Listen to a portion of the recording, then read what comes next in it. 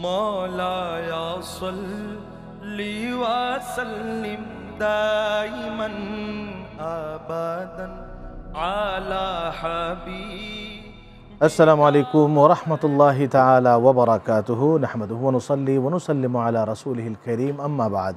দূরের এবং কাছের, দেশের এবং প্রবাসের যে যেখান থেকে আপনাদের প্রিয় অনুষ্ঠান SZHM তথা শাহনশাহ হযরত জিয়াউল হক মেজভান্ডারী ট্রাস্ট কর্তৃক আয়োজিত আলোকধারা দেখছেন, সকলকেই জানাচ্ছি আন্তরিক শুভেচ্ছা এবং মোবারকবাদ। আশা করছি সবাই ভালো আছেন, সবাই সুস্থ আছেন। প্রিয় দর্শক, আল্লাহ রাব্বুল আলামিন পবিত্র কালামুল্লাহ শরীফে অত্যন্ত সুন্দর করে ইরশাদ করেছেন, লাকাদ খালাকনাল ইনসানা ফি আহসানি তাকওয়িম সুম্মা রাদাদনাহু আসফালা সাফিলিন।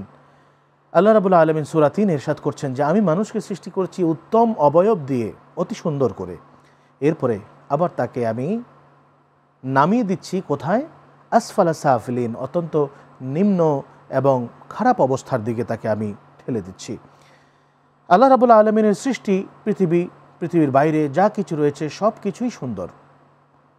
এর মধ্যেও আল্লাহ রাব্বুল আলামিন কিছু কিছু জিনিসকে তার ইচ্ছাধীন করে, তার মতো করে, তার ইচ্ছা মতো করে আল্লাহ তাআলা তৈরি করে থাকেন, যেটি হচ্ছে স্বাভাবিকতার বাইরে, কিছুটা অস্বাভাবিক, কিছুটা মানুষের স্বভাবজাত বহির্ভূত কিছু কিছু জিনিস, যেটিকে আমরা বলি প্রতিবন্ধকতা। আর মানুষের ক্ষেত্রে যখন এই প্রতিবন্ধকতার সৃষ্টি হয় তখন তাদেরকে বলা হয়ে থাকে ভাষার মাধ্যমে যে তারা প্রতিবন্ধী। প্রতিবন্ধীরা পৃথিবীতে জন্ম নিয়েছেন প্রতিবন্ধী হিসাবে, এটি কিন্তু তাদের দোষ নয়। প্রতিবন্ধীরও নিজস্ব একটা ভিউ আছে, প্রতিবন্ধীরও নিজস্ব একটা পছন্দ অপছন্দ আছে, নিজস্ব একটা ভাষা আছে, তার নিজস্ব একটা মনের অভিব্যক্তি রয়েছে। সেই অভিব্যক্তিকে শ্রদ্ধা জানানোর জন্যেই ইসলাম সেই প্রতিবন্ধীর জন্য একটি অধিকার প্রতিষ্ঠা করে গিয়েছে।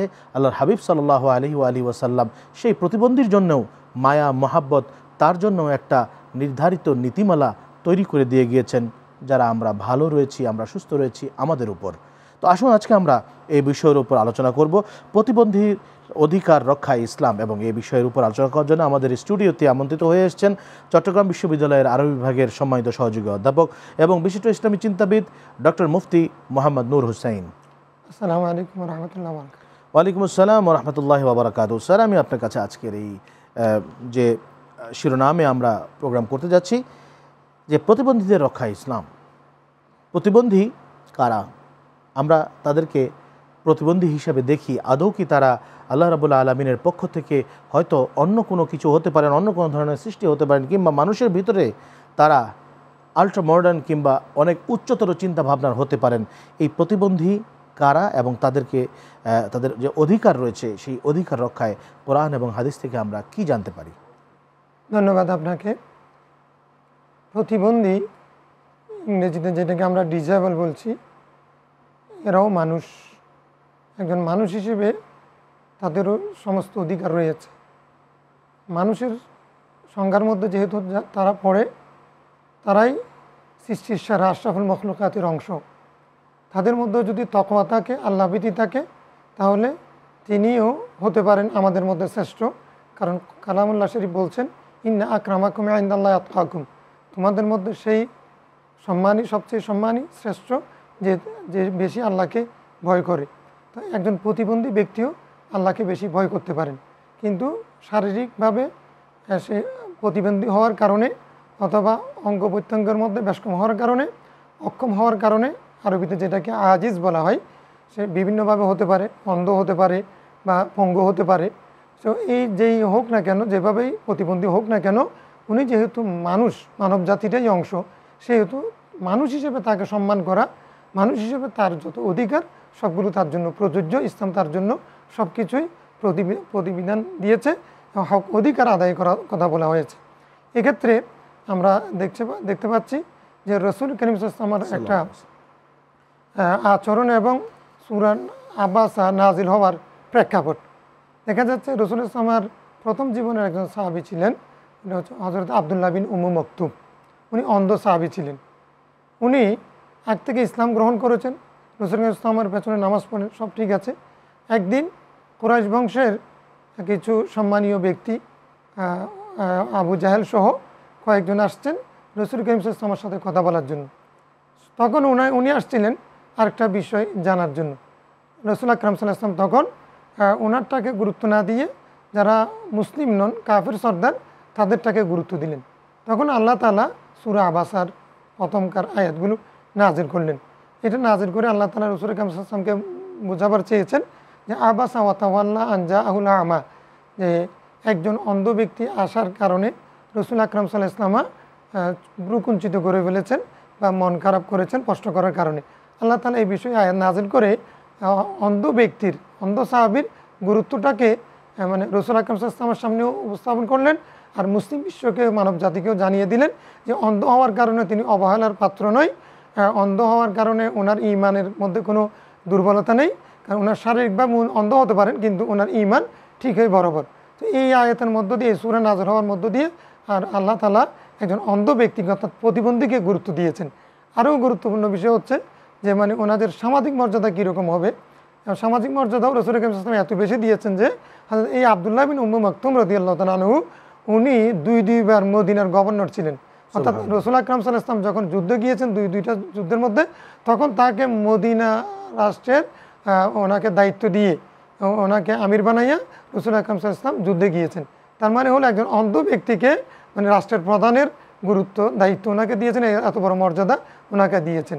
এর দ্বারা বোঝা যাচ্ছে যে মানে একজন মানুষ প্রতিবন্ধী হলে তার ব্যক্তিগত, সামাজিক, পারিবারিক এবং এমনকি রাষ্ট্রীয় যে সম্মান আছে, অধিকার আছে, সেক্ষেত্রে তাকে ঠকানো যাবে না, কোনোভাবে তাকে অবহেলা করা যাবে না। রাসূল পাক সাল্লাল্লাহু আলাইহি ওয়াসাল্লাম তিনি মদিনায় সে সময় যারা প্রতিবন্ধী ছিলেন, হয়তো বা কেউ যুদ্ধ করতে গিয়ে চক্ষু হারিয়েছেন, কেউ বা হাত হারিয়েছেন, পা হারিয়েছেন, বিভিন্ন রকম সমস্যা হয়েছে, কেউ বা হয়তো বা কোনো পারিপার্শ্বিকতার কারণে পাগল হয়ে গিয়েছেন। এমনকি আমরা যতটুকু জানি যে শুধু মানুষ নয়, প্রতিবন্ধী পশু যে রয়েছে, পাগল হয়ে গিয়েছে উট, সেই উটের প্রতিও কিন্তু আল্লাহর হাবিব সাল্লাল্লাহু আলাইহি ওয়াসাল্লাম সহমর্মিতা দেখিয়েছেন। তো রাসূল সাল্লাল্লাহু আলাইহি ওয়াসাল্লামের আদর্শটি কেমন ছিল প্রতিবন্ধীদের প্রতি? একটা যুদ্ধে রাসূল আকরাম সাল্লাল্লাহু আলাইহি ওয়াসাল্লাম যে গনিমতের মাল পেয়েছেন, যুদ্ধলব্ধ সম্পদ যেগুলো পেয়েছিলেন ওগুলো উনি অসহায়, দরিদ্র এবং প্রতিবন্ধীদের মধ্যে বন্টন করেছিলেন। এভাবে রাসূল আকরাম সাল্লাল্লাহু আলাইহি ওয়াসাল্লামের পরবর্তীতে হযরত ওমর রাদিয়াল্লাহু তাআলা আনহু, সাহাবায়ে কেরাম, ওমর বিন আব্দুল আজিজ রাদিয়াল্লাহু তাআলা রাষ্ট্রীয়ভাবে প্রতিবন্ধীদের জন্য তালিকাভুক্ত করে তাদের জন্য আপনার ভাতা নির্ধারণ করেছিলেন। এবং এর পরবর্তীতে খলিফা হারুনুর রশিদ, মুসলিম খলিফাগণ এভাবে মানে প্রতিবন্ধীদের জন্য লালন পালন, তাদেরকে সাহায্য করা, ভাতা দেওয়া, এগুলো তখন থেকে ওনারা চালু করেছিলেন। মানে আজকে যে বিধবা ভাতা আমরা দেখছি, এটা কিন্তু মুসলিম খলিফারাও সেটা করেছিলেন। মানে তখনকার দিনেই বৃদ্ধাশ্রম এটা মুসলিম খলিফারা করেছিলেন, হারুন রশিদের আমলেই এটা হয়েছিল। তো আমরা এই জন্য রাসূল আকরাম সাল্লাল্লাহু আলাইহি ওয়াসাল্লাম বলেছেন যে ইরহামু মানফিল আরদ ইয়ারহামুকুম মানফিস সামা, যারাই পৃথিবীতে বসবাস করে তাদের প্রতি দয়া করো, আল্লাহ তোমার প্রতি দয়া করবে। রাসূল আকরাম সাল্লাল্লাহু আলাইহি ওয়াসাল্লাম আরও বলেছেন আতইমুল জাইয়া ওয়া ফুকুল আনি ওয়া উউদুল মারিদ, আতইমুল জাইয়া ওয়া উউদুল মারিদ ওয়া ফুকুল আনি, বুখারী শরীফের হাদিস। অর্থ হচ্ছে যে তোমরা বুভুক্ষকে খাবার দাও, আর তোমরা অসুস্থকে দেখভাল করো, তাদেরকে সেবা শুশ্রূষা করো, আর হচ্ছে যারা বন্দী তাদেরকে মুক্ত করো। অর্থাৎ যারা যেভাবেই বন্দী বা প্রতিবন্ধী তাদেরকে মুক্ত করা, তাদেরকে সাহায্য করা, এটা হচ্ছে ইসলামের মুসলমানের দায়িত্ব। ওফি আমওয়ালিহিম লিস-সাইল ওয়াল মাহরুম, হাক্কুল লিস-সাইল ওয়াল মাহরুম, যে তাদের সম্পদের মধ্যে যারা বঞ্চিত এবং যারা ভিক্ষা করে বা যারা অক্ষম, তাদের জন্য তাদের হক রয়েছে। তো এখানে আমরা দেখছি যারা প্রতিবন্ধী তারা নিজে কর্ম করে অনেক সময় খেতে পারে না, তারা মানে স্বাভাবিকভাবে জীবন যাপন করতে পারে না, তো তাদেরকে সাহায্য করা এটা হচ্ছে সক্ষম ব্যক্তির জন্য আবশ্যক, এটা আমাদের দায়িত্ব, এটা অবশ্যই আমাদেরকে পালন করতে হবে। যদি আমরা প্রতিবন্ধীদেরকে যদি সাহায্য না করি, যারা প্রতিবন্ধী নয়, যারা সুস্থ, এই সুস্থতার জাকাত হচ্ছে প্রতিবন্ধীদেরকে সাহায্য করা। আচ্ছা, প্রতিবন্ধীদের অধিকার রক্ষার ক্ষেত্রে যদি কখনো তাদেরকে অবহেলা করা হয় কিংবা তাদেরকে রক্ষণাবেক্ষণ করার ক্ষেত্রে লঙ্ঘিত হয়, তাহলে সেক্ষেত্রে ইহ এবং পরকালীন বিধান কি রয়েছে? অবশ্যই ইসলামী বিধান রয়েছে। যে রাসূল আকরাম সাল্লাল্লাহু আলাইহি ওয়াসাল্লাম ইরশাদ করেছেন যে মান ইয়াশবাউ ওয়া জারুহু জাইউন বাওয়াইক, মানে যেই ব্যক্তি পেট ভরে খেলো কিন্তু তার প্রতিবেশী উপবাস থাকলো, সে পরিপূর্ণ মুমিন হতে পারবে না।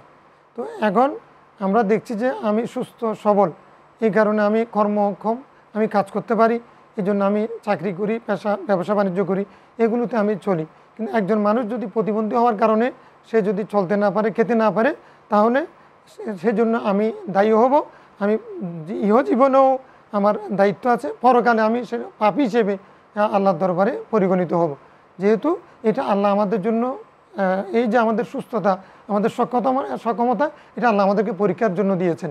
যে ওয়ালা বলো আন্নাকুম বিশাইইন মিনাল খাউফি ওয়াল জুই ওয়া নাকসিম মিনাল আমওয়ালি ওয়াল আনফুসি ওয়াস সামারাত, যে এই যেগুলো মানে মানুষের বিভিন্ন ধরনের ক্ষতি, মানে নফসের ক্ষতি, জানের ক্ষতি, মালের ক্ষতি, এগুলোর মাধ্যমে আল্লাহ মানুষকে পরীক্ষা করেন। পরীক্ষা দুই ধরনের, যিনি পরীক্ষায় পড়েছেন অর্থাৎ পরীক্ষার সম্মুখীন, তাকেও পরীক্ষা করেন। আর আমরা যারা মানে এই বিপদের সম্মুখীন নই, আমরা যারা বিপদ মুক্ত, আমাদের জন্য এটা পরীক্ষা যে আমরা তাদের প্রতি এগিয়ে আসছি কিনা, এটাও আমাদের জন্য পরীক্ষা। যদি এটাতে আমরা এগিয়ে না আসি, তাহলে আমরা পরীক্ষায় ফেল করলাম, আল্লাহর পরীক্ষায়। এই কারণে আমরা যারা বঞ্চিত, যারা প্রতিবন্ধী, যারা অক্ষম, এই সমস্ত ব্যক্তিদেরকে সাহায্য করা একজন সক্ষম ব্যক্তির জন্য অবশ্যই দায়িত্ব। এটা করতে হবে, না হলে সে পাপী হিসেবে আল্লাহর দরবারে পরিগণিত হবে। আচ্ছা, আমরা যে মাঝে মধ্যে রাস্তাঘাটে দেখি যারা ভিক্ষাবৃত্তি করছেন, এদেরকে কি আসলে প্রতিবন্ধীর কাতারে নেওয়া যাবে? এরা কিন্তু ভিক্ষাবৃত্তি করছেন এবং এদেরকে আপনি যতই সাহায্য সহযোগিতা করেন, যতই এদেরকে আপনি স্বাবলম্বী করে দেন না কেন, এরা কিন্তু এই রাস্তাটি ছাড়তে পারছে না। এক্ষেত্রে এদের ব্যাপারে করণীয় কি? একজন ভিক্ষুক মানে উনি প্রতিবন্ধী হবেন এরকম কোনো কথা নেই।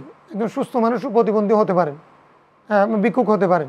তো সেই কারণে আপনার যারা সুস্থ মানুষ, কর্ম করতে পারেন, ক্ষমতা আছে, কিন্তু ভিক্ষা করে, রাষ্ট্রের দায়িত্ব হচ্ছে তাদেরকে ভিক্ষাবৃত্তি থেকে দূরে সরিয়ে তাকে কাজে লাগানো, এটা রাষ্ট্রের দায়িত্ব।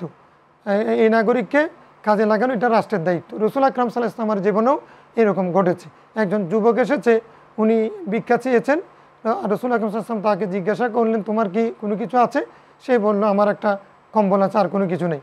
বললেন যে ওইটা নিয়ে আসো।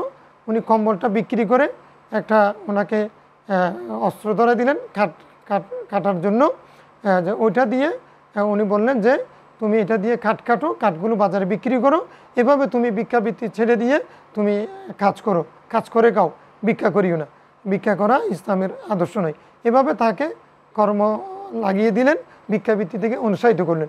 এই কারণে আমাদের দেশেও যারা ভিক্ষাবৃত্তি করে, তাদেরকে যারা যদি সক্ষম হয়, কাজ করতে পারেন, তাহলে তাদেরকে ভিক্ষাবৃত্তি থেকে সরিয়ে রাষ্ট্রীয়ভাবে তাদেরকে কাজে লাগিয়ে দেওয়া, এটা রাষ্ট্রেরই দায়িত্ব।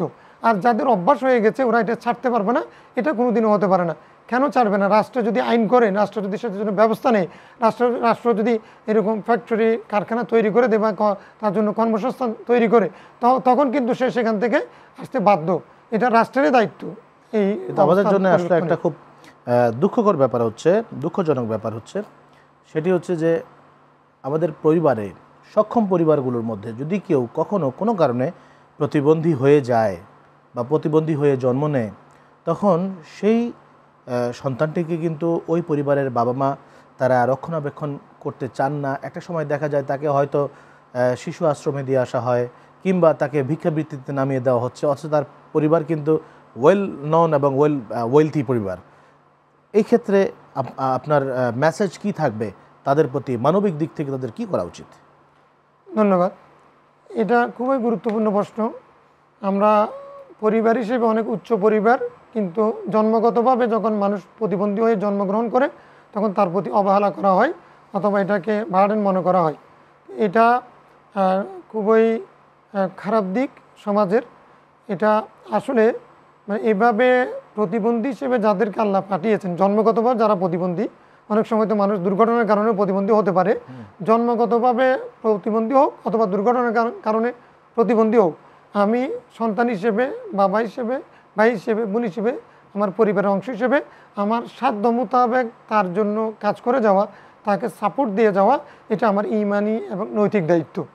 এই দায়িত্বটা কিন্তু খুব কঠিন, কারণ একজন মানুষ যখন চলতে পারে না, নিজে নিজে ওয়াশরুমে যেতে পারে না, এটা তো খুব কঠিন বিষয়। এই কঠিন বিষয়টা যদি কেউ দায়িত্বটা পালন করে, তার পরিণতি কী হবে?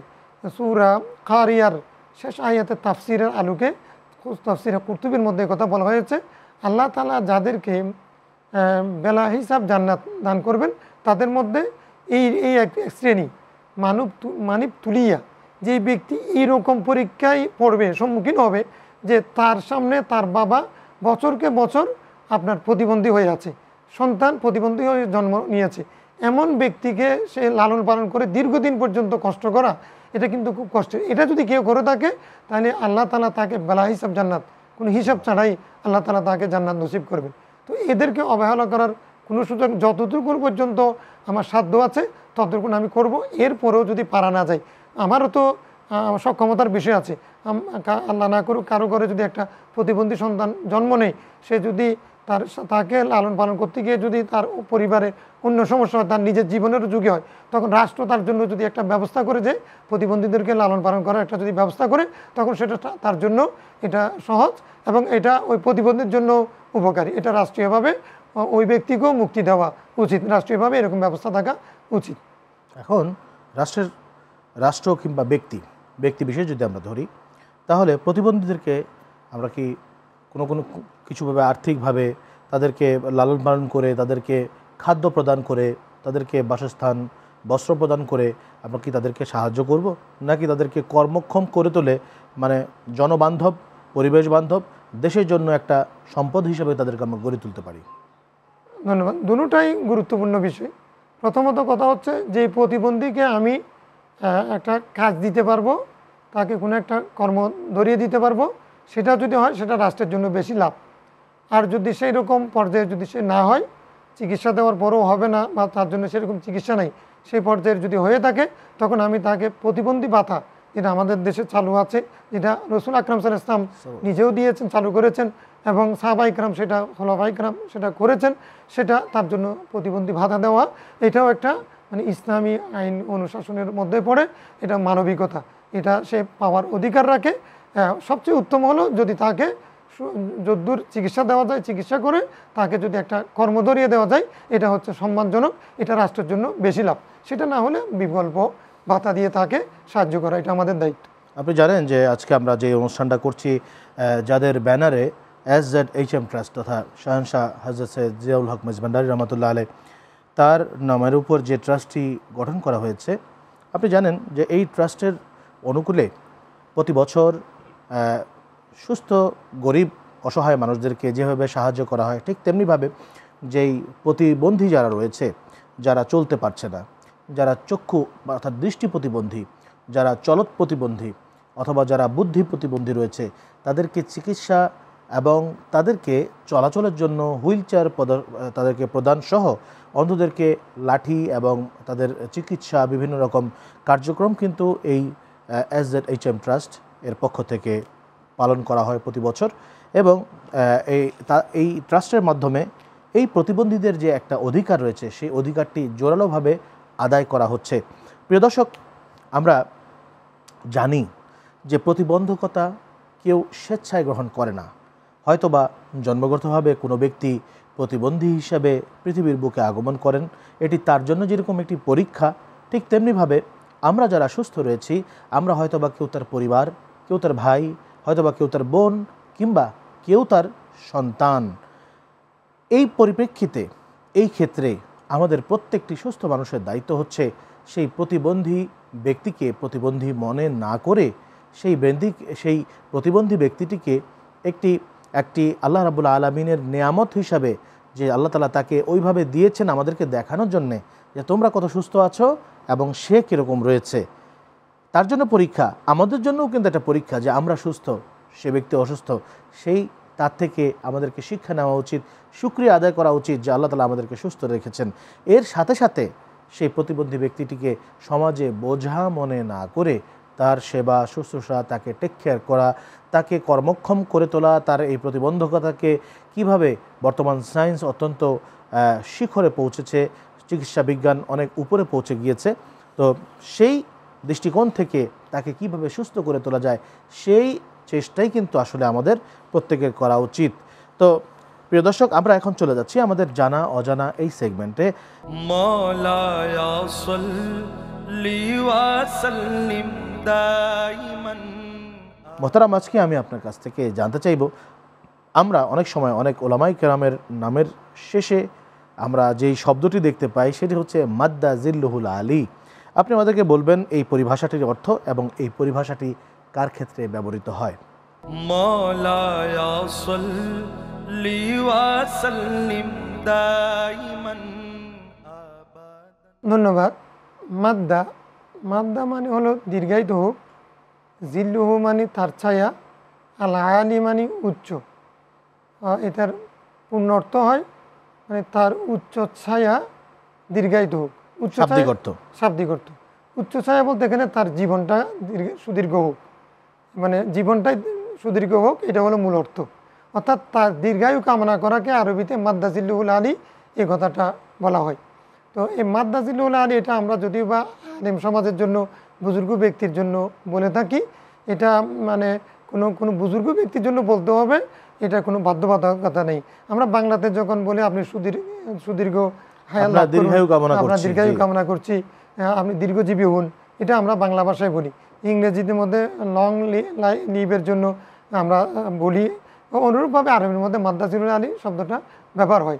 হ্যাঁ, পরিভাষাটা কিন্তু এটা সাধারণ মানুষের জন্য ব্যবহার হচ্ছে না, এটা হচ্ছে আপনার আলেম ওলামা বা বুজুর্গ ব্যক্তিদের জন্য এই শব্দটা ব্যবহার হয়। তো এটা যেহেতু পরিভাষা হয়ে গেছে আলেম ওলামাদের জন্য, যেটা যার জন্য প্রযোজ্য বা ব্যবহার হয় সেটা তার জন্য রাখাই উত্তম। এটা বড় আলেম, ছোট আলেম বা বুজুর্গ আলেম এরকম ভাগ করার কোনো অবকাশ নেই, যেহেতু এটা শুধুমাত্র একটা দোয়া। মাদ্দা জিল্লুহুল আলী এটা আপনি ব্যবহার করতে পারেন যে কোনো মানুষের জন্য, যে কোনো সাধারণ মানুষের জন্য ব্যবহার করতে পারেন, তবে না করাটা উত্তম। এই কারণে যেহেতু আমাদের দেশে পরিভাষা হয়ে গেছে আলেমদের জন্য। এরকম আমরা আরও শব্দ দেখি, যেমন মৌলানা, আল্লামা, এগুলো শায়েখ, এই শব্দগুলো আমরা ব্যবহার করি। তো এগুলো প্রথমে ব্যবহার করি আপনার সম্মানার্থে, উনি একজন সম্মানী লোক। আর পরে যেগুলো শব্দ আমরা ব্যবহার করি, হাফিজাহুল্লাহ, এরকম শব্দটাও ব্যবহার হচ্ছে। হাফিজাহুল্লাহ, আল্লাহ তাকে হেফাজত করুন। হ্যাঁ, জাদাহুল্লাহ ফি ইলমি, আল্লাহ তাআলা তার ইলমের মধ্যে বরকত দান করুন। অথবা ফি হায়াতি, এরকম করে বারাকাল্লাহ ফি হায়াতি, এরকম শব্দগুলো আরবের মধ্যে ব্যবহার হয়। এগুলো আবার আরব রাষ্ট্রের মধ্যেও এক এক রাষ্ট্রে এক এক রকম ব্যবহার হয়। তো এগুলো ব্যবহার হওয়া, এগুলো ভালো দিক। এগুলো আরেকজনের শুভ কামনা করা, মানে এই শুভ কামনা করা এটা হচ্ছে দিনেরই অংশ। একজন মানুষ আরেকজনের শুভকামনা করবে।